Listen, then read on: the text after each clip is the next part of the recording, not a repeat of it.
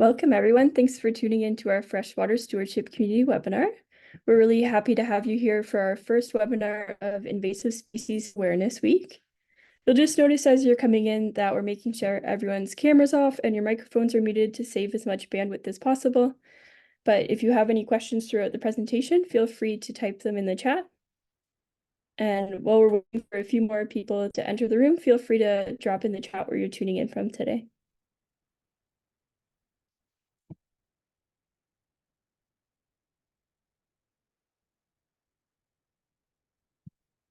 All right, it is 2 o'clock, so we'll get started here. We're very excited to have our keynote presenter, Ceci, with us today. She's the Aquatic Invasive Species Manager at the Great Lakes Commission. And we also have some staff from Watersheds Canada. My name's Nicole, I'm the Freshwater Health Coordinator. And we have Monica, who is the Communications and Fundraising Manager. And if you're having any tech issues throughout the presentation, feel free to send a private message to Monica on Zoom and she'd be happy to help you out. And first, just a little bit about Watersheds Canada. Watersheds Canada is a national charity based in Perth, Ontario. We deliver programs across the country in partnership with landowners, community groups, and students who are looking to take action to protect their local freshwater. And so on the screen, you can see a couple of photos from our different programs. So on the top left, you can see our nature discovery programming, and this is an outreach program for children and youth. We'll provide people with tools to safely connect with nature. And then on the bottom left, you can see our Love Your Lake program, which is delivered in partnership with the Canadian Wildlife Federation. It's a shoreline evaluation program where we fill out an assessment for each property owner on a lake, and each property owner gets custom recommendations for voluntary actions that they can take to help protect the health of their lake. And then on the top right is our Natural Edge program, where we work with community groups and shoreline owners to naturalize their property using native plants. And finally, on the bottom right is our fish habitat restoration program. So in this program, we work with lead projects such as trout spawning bed restorations, cold water creek enhancements, and adding woody debris with brush bundle projects.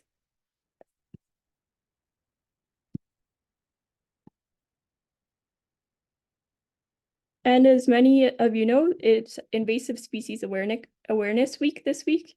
And we're sharing resources about invasive species and actions that you can take to help prevent their spread in a couple of different ways. So one way that I would encourage you to check out is on our social media. So we're posting different social media educational content each day, and make sure to follow us so that you don't miss those, and share so that more people can learn about invasive species. And then another way is our webinars, like the one that you're tuning into right now. And then we also have another webinar happening tomorrow. So that will be with Claire Sean, and she'll be talking about biological control of invasive Phragmites. So don't forget to register for that one and tune in at 2 p.m. tomorrow. Or if you can't make it tomorrow, you can still register and you'll receive a copy of the recording straight to your inbox. And since spring is right around the corner, we're gearing up for our spring planting season for our Natural Edge program. So if you're a property owner, shoreline property owner, or an agricultural property owner, I'd encourage you to get in contact with our Natural Edge team. So the infographic that you can see on your screen is a slide from Eastern Ontario, but we also have regional delivery partners across Canada. If you're interested in restoring and enhancing your shoreline area, I would really encourage you to reach out to Chantel, who's on our Natural Edge team, and she'll be able to point you in the right direction. So you can see her email there on the screen, and Monica will also add that to the chat. And then one more thing that I'd like to mention is our symbolic adoption program. We have a number of different adoptions that are available on our website. You can directly impact habitat conservation, as well as promoting different species awareness, especially species at risk that live along our lakes and rivers. And symbolic adoptions are great for any occasion. Each adoption comes with a blank honor card that you can personalize and give as a gift. And it also comes with a 5x7 postcard that has artwork from a Canadian artist that features the species or ecosystem that the donation is helping. So if you're interested in those, I'd encourage you to take a look at watersheds.ca/gifts. And another thing that's happening soon, we have a new awareness toolkit that's launching on Monday regarding our road salts and how their impacts are changing our freshwater ecosystems. So everyone that's on the call today will be automatically on our freshwater stewardship community mailing list, and you'll be receiving free information from our education toolkit in the coming weeks regarding road salt and their impact on freshwater health. And then it'll also mention how you can take action individually and then also at the municipal level so that we can really protect the long-term health of our freshwater ecosystems. So that's something you can look forward to in your inbox soon. And the program that we're all here for today is the Freshwater Stewardship Community, which is an online community that's connecting people from across the country, and it launched in 2021. So on our website, we have 45 webinars and 40 handouts archived there that you can go back and take a look through. And we would also like to thank the ECHO Foundation for their funding support for this webinar. So on that website that I mentioned, you can find also the video recordings of all the freshwater stewardship community webinars. And they're webinars from a variety of topics that all relate to freshwater health from the private sector, other nonprofits, and academia. And they're organized by category. So you can see some of the categories up on the screen here. And you can feel free to share those with anyone that you think is interested. And then some webinars that are coming up this spring. On April 1st, we'll be having a webinar about flood impact maps. And on April 11th, we'll have a webinar about the steps that you can take to protect birds in your yard and prevent window collisions. So remember to register for those at watersheds.ca/freshwater-stewardship. And now a little bit about our speaker today. Ceci is the project manager for the Great Lakes Commission's Aquatic Invasive Species program. In this role, she serves as the coordinator of the Great Lakes panel on aquatic nuisance species, as well as the lead for the Blue Accounting Aquatic Invasive Species issue, and manages a variety of interjurisdictional invasive species projects. Ceci also represents the Great Lakes Commission as an alternate member to the Federal Aquatic Nuisance Species Task Force and Invasive Carp Regional Coordinating Committee. Prior to coming to the commission, Ceci worked for the Michigan Department of Natural Resources and Department of Agriculture and Rural Development, conducting risk assessments for aquatic invasive plant species. She holds a master's degree in coastal zone management, as well as a bachelor's degree in marine affairs and policy from the University of Miami in Florida. So with that, I will pass it over to you, Ceci. Thanks, Nicole, and thanks for having me today. I'm going to go ahead and start sharing my screen, if that's okay. Yes, that's great. All right, so hopefully you're all seeing my title slide. Thanks again to Nicole, Monica, and Watersheds Canada for having me. It's really great to be able to speak to the Canadian community. If you're not familiar with the Great Lakes Commission, we're based in the United States in Ann Arbor, Michigan. And I'll give you a little brief overview so that you sort of understand what perspective I'm coming to you from today. So the Great Lakes Commission was created in 1955 in the United States by the 8 Great Lakes states. So for us, that's Minnesota, Wisconsin, Illinois, Indiana, Michigan, Ohio, New York, and Pennsylvania. The commission was provided congressional consent again in the United States in 1968. And then in 1998, a declaration of partnership was signed with the provinces of Ontario and Quebec to create this nonpartisan binational organization where we sit at a regional scale and we really focus on the Great Lakes as both an environmental and economic asset to the United States and Canada. The Great Lakes fuel a 6 trillion regional economy and hold 90% of the US supply of fresh surface water. It provides drinking water for more than 40 million people, and more than 1.5 million jobs are directly connected to the Great Lakes, and those jobs generate 62 billion in wages annually. So the Great Lakes Commission recommends policies and practices to balance the use, development, and conservation of water resources of the Great Lakes, and brings the region together to work on issues that no single community, state, province, or nation can tackle alone. And I think that for most of you, you may be familiar that invasive species certainly fits the bill in terms of issues that no single entity can handle on their own. So what is the Great Lakes AIS Landing Blitz? To get us started, we really need to illustrate what the problem is. So if you're not familiar, the Great Lakes Basin is home to many aquatic invasive species. There are roughly 180 or so non-native species in the Great Lakes. Now, that's not to say that there are 180 invasive species in the Great Lakes. The way that we define invasive species are those species that are not native to the area in which they are found, and in that area they are causing some sort of ecological, economic, or human health related harm.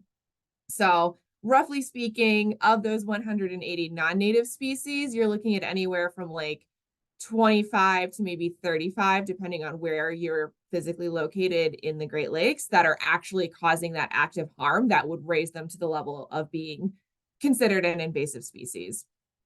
So how does a non-native species even get into a new place in order to have those, significant impacts? Recreational boating is one of the ways that they can spread. We refer to methods of spread as pathways or vectors. So if you're thinking about a boat, right, you've got your trailer, you've got your motor, you've got your hitch, you've got all sorts of little nooks and crannies where you've maybe found standing water, you've maybe had some plants that are spooled around a motor or something to that effect. And sometimes that's totally harmless. Sometimes there's nothing in that standing water. Sometimes those plants that are in your motor are native species, and it's not really going to be an issue if you're moving them from one lake to another. However, there's really no good way to confirm either of those things. So when we're looking at standing water, our issue of concern there are things that are microscopic. So veligers, or the larvae of invasive zebra and quagga mussels, those can be moved in standing water. Things like spiny water flea, which are, again, little microscopic organisms that can be pretty difficult to see on their own by the naked eye. And then when it comes to plants, if you've seen an aquatic plant, especially one that grows entirely underwater, and then you pull it out, they all just kind of look like a wet mess. And so it is pretty difficult, even for professionals and taxonomists, to accurately identify plants that come out of water. So the way that we as a region approach this issue is not necessarily one of saying, oh, we only need to be worried about these plants, or we only need to be worried about water when it's in this condition. We've kind of taken a blanket approach to this, to saying standing water and aquatic plants being, somewhere on a boat, that's a problem. And it's a big problem because according to the US Coast Guard and Transport Canada, there's over 4.9 million registered motorized boats within the Great Lakes states and provinces. And as you all know, there are a lot of great freshwater resources and systems within the Great Lakes region, both the lakes themselves and also some of your favorite inland lakes. So a lot of water, a lot of access, a lot of boats, potentially a lot of problems. So for many jurisdictions, like I said, preventing spread is a really big issue. And so what we have done with the Great Lakes AIS Landing Blitz is to really empower our partners to do a sort of ground up or bottom up approach when it comes to prevention. So we work with all sorts of organizations, all the way from lake associations, conservation management units, up to state, provincial, and federal agencies to coordinate efforts related to this Landing Blitz, which I will define for you right now. So what is the Great Lakes AIS Landing Blitz? It's an event, so it's an outreach event. It usually covers a period of 10 days to 2 weeks. We typically do it late June into July, so that, again, because the Great Lakes are a binational resource, we want to make sure that we're really hitting days or events or holidays where we expect there to be a sharp increase in the number of folks who have taken their boats out on the water. So what we've determined that looks like is a combination of Canada Day and the 4th of July. It is convenient that they're so close to each other on the calendar. But it is also an opportunity for, one, great weather to stand out there and talk to people. And two, like I said, it's a time when I'm sure a lot of you have yourselves gone out on boats to enjoy the day and enjoy the weather and get to spend time with family and friends. So at a regional scale, at a coordination scale, which is where I sit, we work with our partners to actually send staff out. So picture your favorite boat launch, or if you're a lake association member, your marina. And essentially the way that this event works is that someone, whether it's a state government agency or a local partner, will send people out to those boat launches, and they're volunteers, and they literally just stand there for several hours or sit, hopefully, and talk to people. Pretty much a lot of what I'm telling you guys right now. What are invasive species? Why is it an issue? Why are we concerned about boats specifically? And what does that mean for the average boater? So when folks are out at these boat launches, we're not, having them do inspections. We're not having them clean boats. We're not trying to get in the way of anyone's day or impede on time, because again, these launches can be really busy. There's a lot of people that we want to talk to. So really the focus is on how do we effectively get an outreach message out to boaters so that we can empower them to take action. There is this theory in communications that we apply pretty regularly to invasive species prevention. It's called the knowledge deficit model. So basically what that means is that if people don't know, one, that there's a problem, or two, how to solve it, it's not going to get solved. It might get worse. And so if we're able to empower people with that knowledge and say, here's the issue and here's how it can affect you, right? Like, you're not asking people to clean their boats out of the goodness of their heart so that they can preserve spawning environment for walleye. No, the way that some people will respond to that, but a lot of times people will respond to, hey, if you have these aquatic plants that can grow, substantially, or if you have invasive mussels that can, just litter a lake bed or stream bed, that's not great recreating environment. Your boat's not going to run quite as smoothly. It's not going to be super fun for swimming. And so, we tailor our messages to the target audience that we're trying to reach. And the greatest part of all of this is that, it is a regionally coordinated activity. So everyone who's out there at those boat launches, whether it's someone from a lake association or someone from Fisheries and Oceans Canada, they're all on the same page. They're all speaking with the same message, and they're all working towards the same end goal, which is to prevent or reduce the spread of AIS through the recreational boating pathway.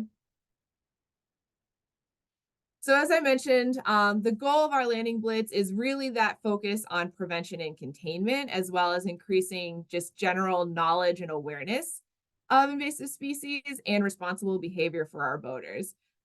It's also an opportunity to strengthen partnerships within the region. So, where we're sitting, especially being on the American side of the border, being able to connect with our Canadian partners at both a local and provincial scale is something that's been really beneficial as a result of this activity and these efforts.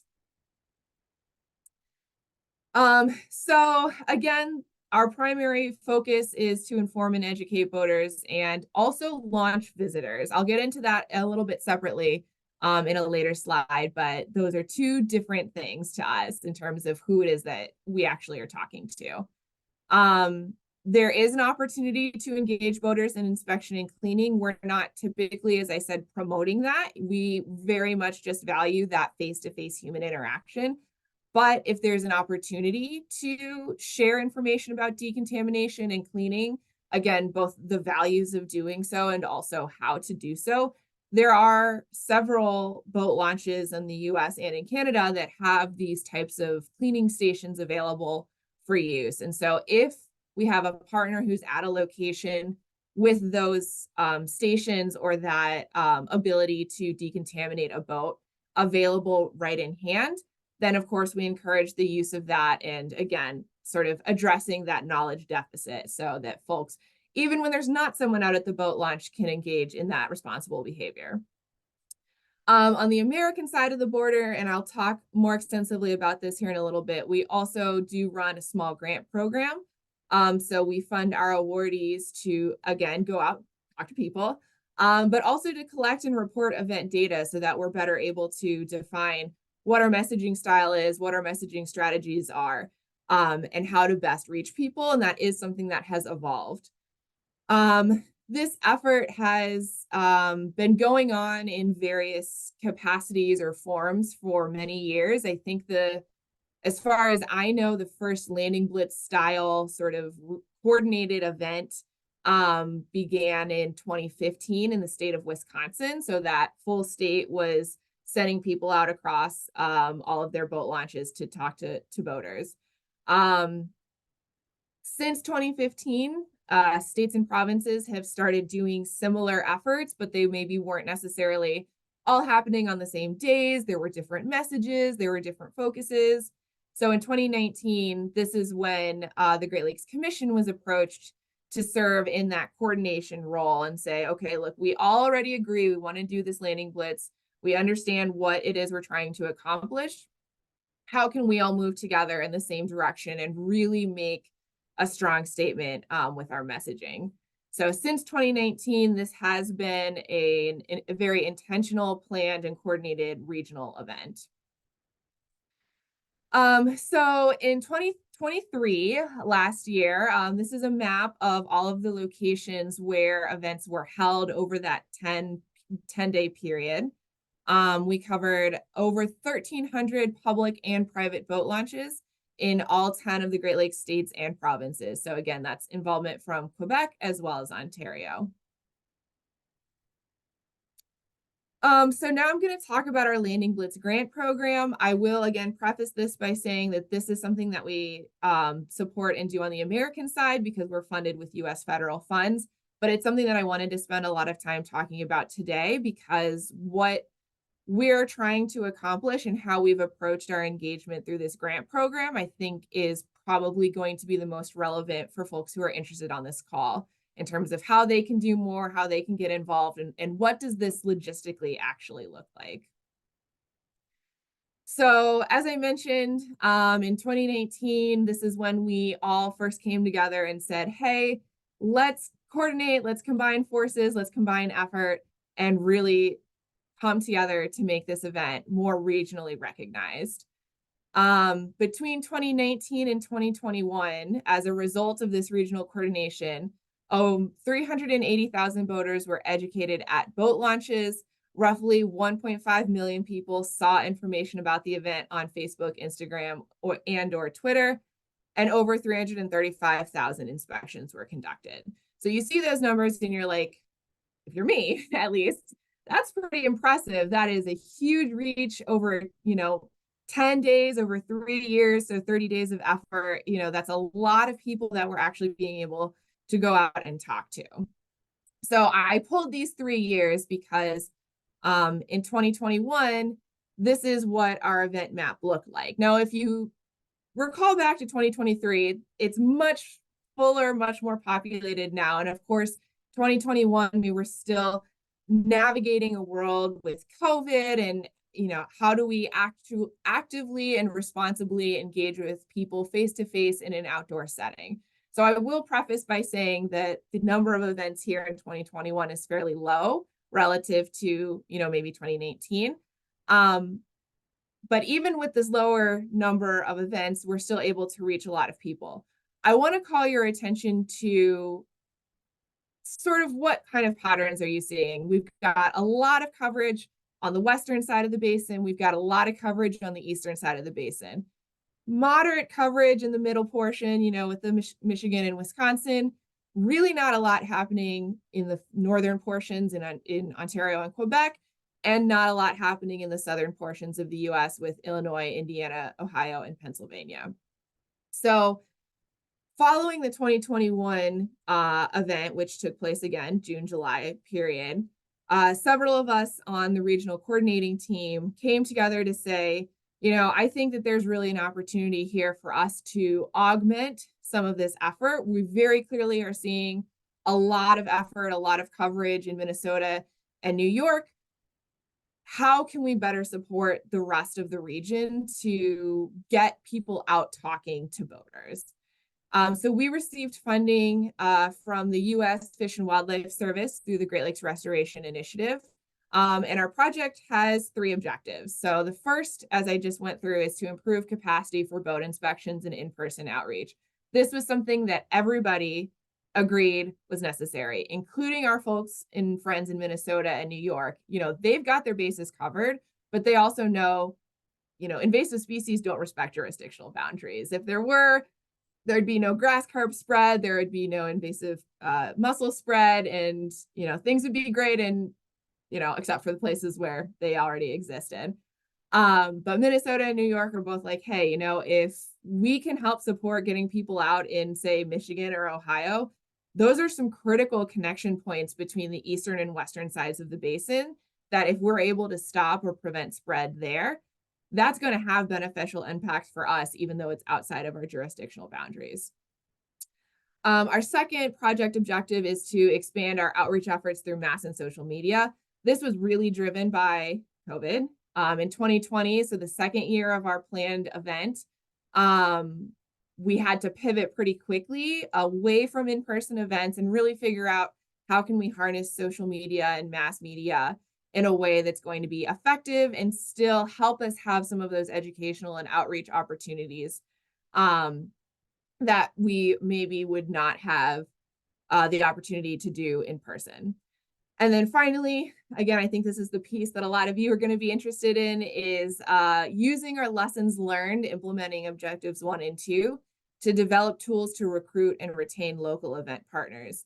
Having seen who's involved at a local capacity from the prior 3 years, something that we saw and were concerned about was the scale and the level of burnout on our local partners. Oftentimes, there's a significantly reduced capacity, significantly reduced funding availability and resources. And so we understood and appreciated that our local partners were really passionate about this event. And we wanted to best support them in a way to say, hey, if this is something you're interested in getting involved in, let's actually be realistic about the logistics that are involved with hosting these events. It doesn't have to be huge and expansive, and there's a way to be effective on a smaller scale that's going to better fit potentially your capacity and resource availability. So our project team is comprised of representatives from the Great Lakes states, Great Lakes tribes, and provinces. Our project team has the responsibilities to make decisions and guide implementation of the project.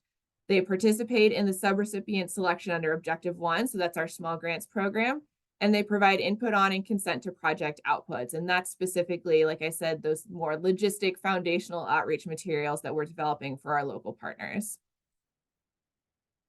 So in the first year of our small awards program in 2022, we were able to fund more than 70 watercraft decontamination and outreach events across 37 locations. And they really took place at the broad geographic scale that we were hoping to be able to support. So they were in Indiana, Illinois, Michigan, several in southern New York near that Pennsylvania border, Ohio, the Saginaw Chippewa Indian Tribal Nation, and Wisconsin. So right away from the very first year of funding, we were able to see, all right, we are being successful in targeting the geographic regions that we really want to support. But are we actually going to affect change? So in order to best support our subrecipients, we developed what we called starter kits for each of them. So those included an event banner. It's a brightly colored vinyl banner. It's red and blue. It says Great Lakes AIS Landing Blitz. And so that's a very clear communication point from the moment that a boater even looks across the parking lot and sees that flag. They know, oh, exactly who this person is, in the sense that they may be with a natural resource agency, and what their role is. We also provided reflective safety vests. So again, there's that sense of uniformity and a sort of official nature for all of the volunteers that received grant funding. And then we also provided some small postcard-sized outreach handouts that were printed on waterproof paper. And I'll show you what that looks like on the next slide. We also hosted some virtual training sessions to educate subrecipients on strategies about how to engage with boaters, where AIS might be on a boat, and we developed some handouts to supplement those training materials. With the Ontario Federation of Anglers and Hunters, we also produced some species identification guides. Now, again, I started off by saying we don't expect anyone to be able to identify aquatic plants. I can't identify aquatic plants. We had a photo earlier of an oar with plants on it. I have no idea what that is. The reason that we want to provide these guides is just an educational opportunity. So maybe there are people who are good at identifying plants, but that's not something that we ask of our subrecipients. It's more to say, here's really where you need to be thinking in terms of your prevention messaging, how you're talking to people, and what sort of focus or identifying features you might be looking for when you're doing a walk around. This slide is supposed to have animation on it, and it doesn't, so I'm sorry. I did tell you were going to see the postcard, and it's not actually showing, but I've got one right here. So on the front, we have our clean, drain, dry message. This is our regional message for outreach. So clean off your boat, remove any visible aquatic plants, animals, mud, water, scrub your hull, rinse it, all that good stuff. Drain the water so that you don't have any standing water in any possible areas of your boat. And then making sure that you dry everything for 5 days or more. On the back side, we also have just some general information about invasive species, why it's a problem, etc.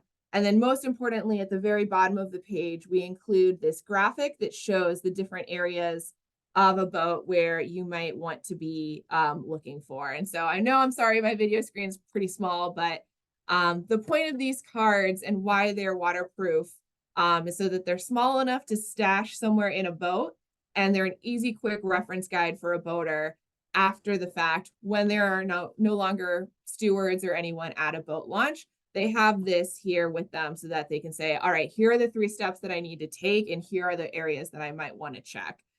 So we provide, I believe it's 1,000 copies of these to each of our subrecipients because we want them to actively be handing them out to people. The screenshot that you are seeing of the list of files, so this is the associated materials that we provide to our subrecipients. So as part of their training, which has now moved away from a virtual live training and now is an online module-based program, we again provide all of those materials, including their grant reporting forms, as well as some outreach tracking templates so that they can best report their data to us. And then some tips and tricks, including those ID guides, boating scripts, etc. So I mentioned that we were able to really focus on the geographic region that we wanted to, but how were we able to effectively determine if we're making a difference or not? So one of the things that we ask of all of our subrecipients is that they collect and report data on a series of metrics. So the total number of media engagements, by that we mean media coverage of the event specifically. So that could be a press release, a blog post, a newspaper article, a feature on local radio, any of that good stuff.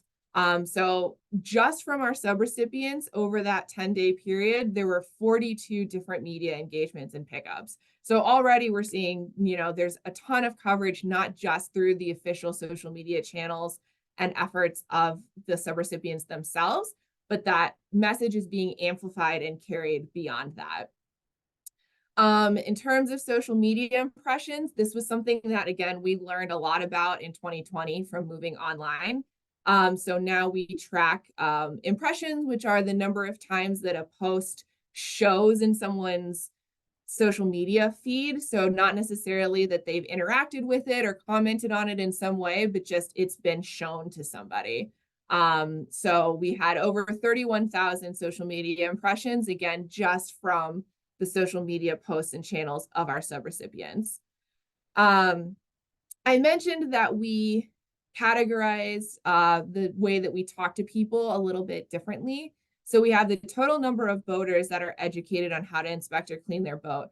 That's over 5,000 people. And the way that we define that is if you have a boat, you're out with your friends, whoever the owner operator of that boat is, that's one person. That's one boater who's been educated. Now, we would consider the rest of you, the 4 or 5 of you that have joined that owner operator on their boat, in our total number of site impressions. So as you can see, specific owner operating boaters, the ones who are going to most likely have the responsibility for cleaning and maintaining their boat, over 5,000 people just in 2022 alone. And then all of the people that were spoken to was a little over 10,000. And then finally, we do allow our subrecipients to tell us if they find anything interesting. So it's up to them to tell us, if they feel confident that they've accurately identified something or not. And so you can see some of the things that we get are things that we would be really concerned about. So your Asian water milfoil, curly leaf pondweed, starry stonewort, zebra mussels. These are things that we definitely do not want leaving a lake and certainly do not want going into another lake. So the ability for us to have that intervention point at a boat launch clearly in these instances has been successful. And then here are some photos from our participants. I do love to show the photo in the right-hand corner of this mama crayfish who was just hanging out on a boat, and we don't really know how she got there. In the upper left, you can see that's what our signage looks like. The red and blue flag, not the free boat wash. Again, I said we don't push people to do that, but we allow them to if they want to. The 2 photos in the middle with the yellow mats, those are some decontamination stations that were set up on tribal land. Upper right-hand corner is a person who walked over to a booth and was like, what are you guys doing? And so clearly that's something that we want to continue to push. And then the lower left-hand corner, that's just someone's table with their outreach materials and all ready to talk to some boaters. So I'll quickly go through 2023 just because I gave you all the big spiel of what everything means, but how are we growing now from 2022 to 2023? So we provided the same total amount of funding and we're able to significantly increase our opportunities for outreach.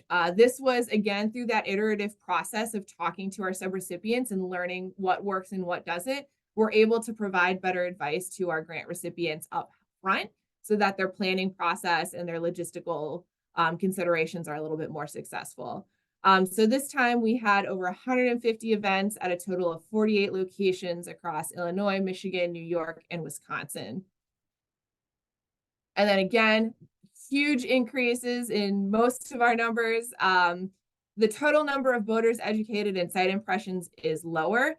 Now that's something that we spent a lot of time talking about as a project team, and what we've decided to go forward with, and this was what we had trialed in 2023, was in the past, we provided guidance to our subrecipients that you want to really target the busiest launches so you can talk to the most number of people. There's a little bit of a delicate balance there, though, that needs to be considered. If you are really at a busy launch, how many meaningful conversations are you having with people? And frankly, how many people might be getting annoyed that there's some additional time that's being taken up? So for 2023, we really encouraged our project team member, our subrecipient members to be mindful of that balance of having productive conversations while still trying to, go to launches where more than 1 or 2 people are launching. And a lot of the same species that we saw in 2022, we saw again in 2023. So now onto these foundational materials that I talked about. So our goal really is to build new partnerships and augment efforts of our states and provinces with our local partners. And again, that really involves making sure people know what they're getting into. So we held interviews with each of our subrecipients from 2022 and 2023 to inform the development of some fact sheets and guidance documents. So we now have 2 fact sheets, one for first-time event planners, one for folks who have had or hosted events in the past and are maybe looking to expand. And both of those fact sheets are set out in logistical considerations, things to think about, things to plan for, how to make an event go smoothly, how to either increase your involvement or make it a little bit more bite-sized and manageable. We've also developed a little 4x6 printout card that's like a rough timeline. So taking you all the way from January to June, what are some things that you need to be thinking about at certain time periods in order to make sure that you're efficiently prepared and ready to go out in June when those events start. We also utilized our training sessions that we provided on a live basis for the first 2 years to create some online training modules through a platform called Moodle. So they're now, rather than a full 1 to 1.5 hour webinar that you have to sit through in its entirety, we've broken them down to roughly 5 to 10 minute modules on very specific topics so that recipients are able to work through those topics at their own speed and also have the opportunity to have their own staff do them as well. And if you are interested in becoming a partner or hosting an event, like I said, unfortunately, our small grant funding is only for the United States, but we do have on our website, which I'll pull up here in a moment, this section that you can click on and be connected immediately to the representative from our project team in your jurisdiction, and they can help connect you with all of the materials that we discussed today and also answer any questions that you might have. So looking towards 2024, we received another 2 years of funding from the Fish and Wildlife Service to continue this effort. So we're going to continue to offer those capacity subawards and pursue some novel digital marketing strategies. I didn't have time to cover that today, and it's very complicated. So maybe that's a topic for another day, but we're really looking at marketing, social media outreach, things like that. And then something that we're discussing for 2025 for the final year is adding a winter pilot that targets ice fishing. So this would probably be something that's entirely online because I'm not going to make anyone go out and sit by ice shanties and try and figure out how to talk to people in person. So we're still scoping out exactly what that looks like. I will very quickly here just show off our website. So it was glc.org/blitz. Oh, sorry, I just forgot there's a second share button. So when you go to this website, you immediately have your navigation bar at the top. And so you're able to scroll through, look at some of our fact sheets. You can look at our event maps, which are interactive. So if you click on a location, it'll give you additional information about who's hosting it, where, etc. This is that become a partner or volunteer section that I just showed, and these are all clickable, so you can send an email directly to that contact. We have a story map that focuses on the first year of our small grant award program. And then we also have some general outreach information about preventing AIS, media information, and then all of the training materials that we shared are available as well. So with that, I will, I think I stopped my PowerPoint, sorry. I think I'm ready to take some questions. Nicole? Awesome, great. Thank you for that excellent presentation, Ceci. Just before we hop into the Q&A, if you did think of any questions and haven't put them in the chat, now you can do so. But before we do that, Monica is just going to put the link to our survey in the chat as well. So if you wouldn't mind taking a couple of minutes to fill that out, we really appreciate it. Just let us know topics that you're hoping to hear about in the future and what you enjoyed about today's presentation.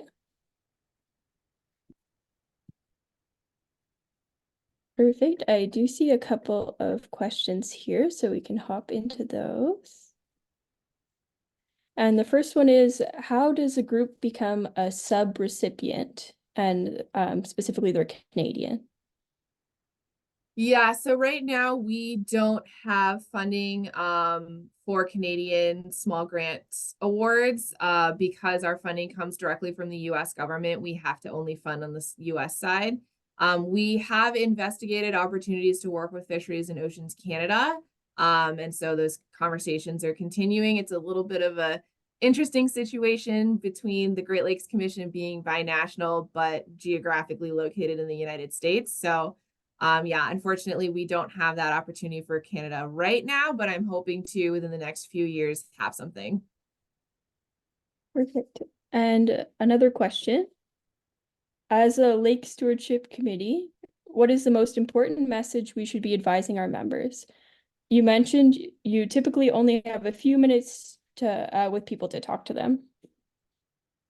Yeah, so I would definitely say to look at our training materials online. We post a script that we don't expect people to, go through word for word, but it really gives you some of those specific pointers as well as a prompt handout. So that is more of those sort of really high level messaging points to hit. I personally would say really emphasizing the steps of clean, drain, dry as, not just ways to prevent the spread of invasive species, but also the ways in which that, improves your efficiency and effectiveness of your boat, making sure that you're caring for it properly, things like that to help keep it running smoothly. There are also activities that also prevent the spread of invasive species. So I would say, really targeting your clean, drain, dry messaging in a way that you think people are going to respond to.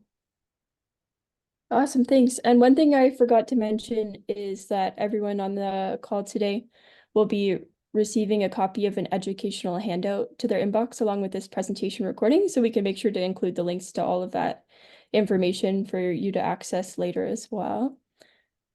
And the next question is, what have you learned about the success of boat washing when boat cleaning stations are provided? So that's not something that I have specifically evaluated as part of this project. It's something that we've always had as an option for our partners if that's something that they want to pursue. I know that there are, I wish I had my staff in here with me today because one of them just defended her master's on this exact topic. There are a number of guidelines, including the UMPS, which I forget, it's the Unified, I'm sorry, I'll send you the link to share out, but it has a lot of information about effective decontamination. I think that hot water above 140 is the thing that's most important. Beyond that, in terms of like how you're scrubbing or what sorts of materials you're using for actual removal, that's not something that we've tracked through this project. And what have you learned about enforcement approaches? Are there any enforcement options? So that's a tricky question because it differs pretty substantially depending on where you're located. So, in the United States, Minnesota and the state of New York and the state of Wisconsin, there is regulatory authority for enforcement. So a conservation law enforcement officer can either ticket or fine or require decontamination of a vessel. Most of our other jurisdictions, that's not something that there's authority to do. And I think that it is something that is required in certain lakes in Ontario, but not across the full province. So the opportunities for enforcement are very specific and not universal. And the laminated handouts that you showed, someone's wondering if they're available for purchase or free for Canadians. Yeah, that is something. I actually don't see it on my linked page here, so I will add it. But we do provide all of those materials on an electronic format. So I don't think I can mail them to you because, of course, they're printed using US federal funds, but we do make all of those files available. So you are more than welcome to have that. Awesome, that's great. We'll make sure to include that one as well. Mm-hmm. And then another question here, it says, have you hosted any aquatic invasive species events in Canada before? Is there the opportunity for groups to be a sub-recipient unofficially if they have the volunteers on board to run an event? Yeah, so I want to be really clear when I say subrecipient, that specifically refers to people who are receiving funding from us.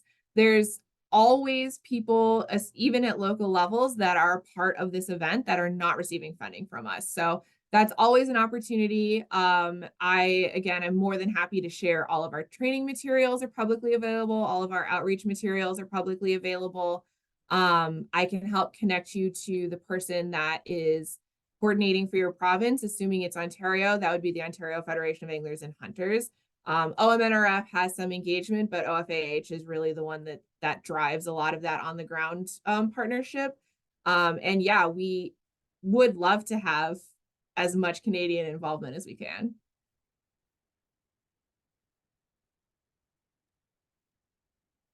Awesome, that's great. And another question, it says, have you ever worked with municipalities, other government agencies to run these types of events? How do you find these conversations initially go, and how do you get them on board?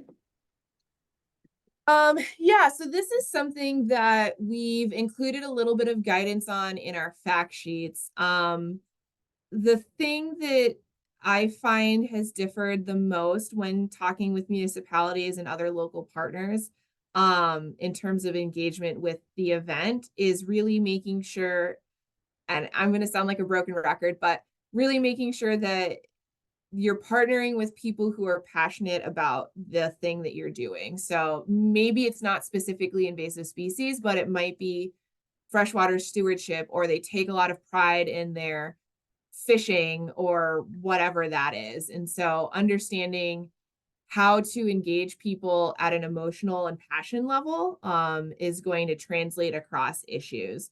The other thing that really can't go, without saying, is that finding people who want to work with you is always going to be more effective. In an ideal world, we would be able to have buy-in from all sorts of organizations, including folks that have maybe jurisdiction or ownership over a boat launch, which I know is the case in some municipalities. They're owned specifically by like the city or the county and not the state or the province.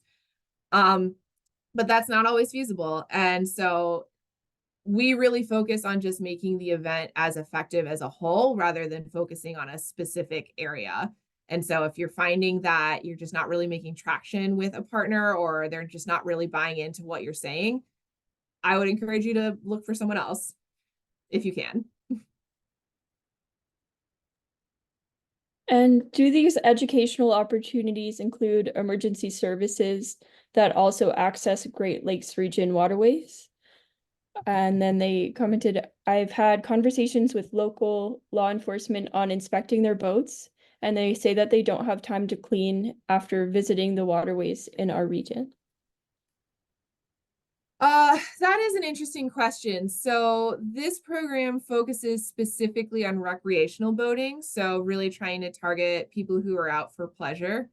I do know that there is many jurisdictions, and I'm thinking at like the state province level, there is some give and take when it comes to emergency services. It's not unique to boating. It's also, things like wildfire fighting, things like that.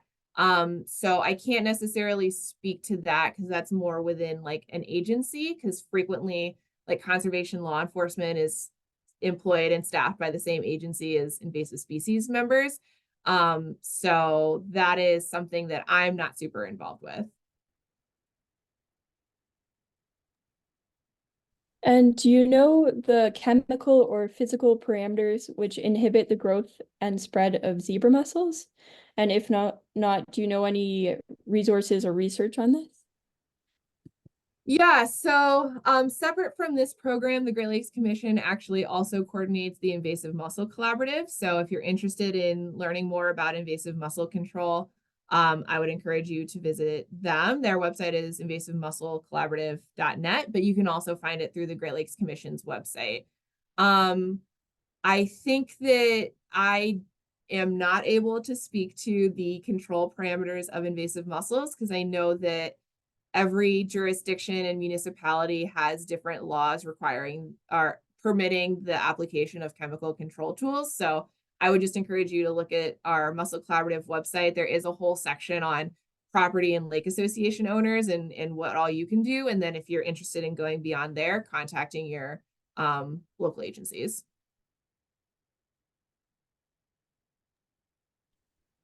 And another question here, it says, do you find there's a point when a water body's fight against aquatic invasive species is over?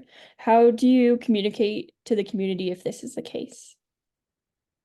So I love that question because I really encourage everyone to maybe take a step back from that thought framework of this being a battle or a fight or, that use of militaristic language, because as with most things in life, there's a spectrum of success. And so what we really focus on, or try to focus on as managers is how are we defining success of a program? And so it's never a lost cause. There's always, work or improvement that can be done. And, it's just at varying scales. So I would say to that person that I hope that they can find a little optimism in their soul, and know that, our definition of success might change, but our efforts and priorities won't. So that's something that I don't think that we would be communicating.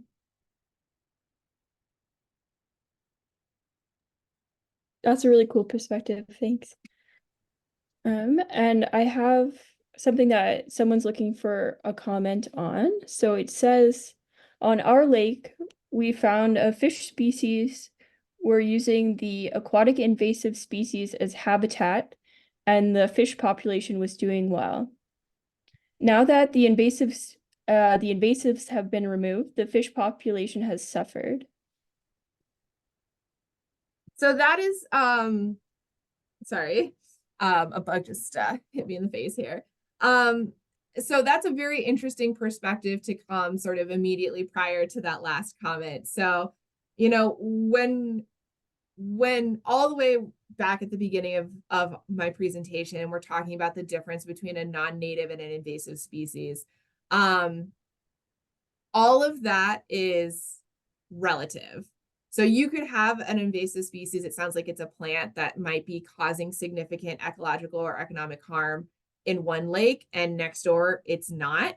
And sometimes there are beneficial impacts, especially if you have lake parameters that can't support a lot of vegetation. So I wouldn't, so I'm not saying that to imply that, there was an incorrect decision that was made about management of that species, because, it's hard to know. Maybe they were having some beneficial impact on spawning, but we're having some negative impact on, say, macroinvertebrates or something, or water quality or chemistry parameters. The other sort of bit of advice that I would share is that if there's a management action that's taken place, and it sounds like there was, to control this aquatic plant, there is generally a little bit of a bounce back period before native vegetation can reemerge. And so there is, sounding like there's potentially going to be an impact on fish populations, but once the native macrophytes will recover, that vegetation should be able to provide the same amount of beneficial use to your spawning fish. And you mentioned exploring some novel digital strategies to expand your online reach. Are there any potential digital strategies or collaborations that you're especially excited about? Yeah, so something we've done for a few years and are continuing to do. So we've pursued this with the Sea Grant Network in the United States. So that's a partnership between universities and our National Oceanic and Atmospheric Administration, or NOAA. Um, and what they have done and what we've continued to work on with them is this concept of geofencing. So I'm not a marketing person. I can't tell you the magic by which it works, but we are able to work with, really traditional marketing firms to draw on a map, basically draw circles around boat launches and say, if anyone has a smartphone with location enabled on that smartphone and they enter into that circle, once they leave and go home, we are now able to say, okay, they like boats, they're at the boat launches that we're concerned about. So we're then going to be able to just automatically show them some advertising, whether they be digital banners that you're thinking about sort of at the top of a TV or a website, or YouTube ads, something like that, that just talks about invasive species and recreational boating. And so it's magic. It's a little scary, but that's something that I'm really excited about. We also worked with the Invasive Species Center out of Sault Ste. Marie to work on a social media influencer engagement strategy. So we haven't implemented that yet, but that's something else that I'm really excited to be working on. Awesome. We just have one more question, but before we hop into that question, I just wanted to remind everyone of the survey. If you wouldn't mind taking a couple of minutes to take that, we really appreciate it. And the last question in here is, have you personally been out to the Aquatic Invasive Species events? What do you find the reception overall is typically like with the conversations? Do you have strategies to help ease people into this topic and get them on board to take action? Yeah, so I have been out to an event in typically for me, it's as a boater. So I do strategically go to launches where I know that our partners are going to be at, and so I can engage with them as if I were a boater, because I am. And I find that people are a lot more receptive than you think. I think that all of us as anglers or boaters, we really do care about water. It's at least why I'm in my profession. And so, there's sometimes there are people who just want to be contrarian, but what I've actually found is that, we all care about the same resource. We might have different reasons for why we care about it, but at the end of the day, we do care. And so, I have found, again, if you sort of target your messaging to the types of people that frequent your lake, that's really effective. And then you're going to share them, Nicole, but we do have, again, those sort of engagement strategies for boaters that we provide as part of our training materials. And so I can't personally speak to the effectiveness of any of those because I haven't been on the other side yet. I've only been on the receiving side. But what we've heard from our partners is that those have been really efficient and effective, even if they don't refer to them word for word when they're actually out talking to boaters. It's a really good way to build confidence in what you're doing. And also knowing that you can walk away from someone who's being a jerk. So you don't have to change everybody's mind, and there are people who you won't be able to change their mind. So Awesome. That's the end of our Q&A. So I just want to say thank you again, Ceci, for this great presentation. And thank you to everyone else for tuning in today. And don't forget to register for our upcoming webinars. And I hope everyone has a great rest of your day. yeah, thank you again for having me.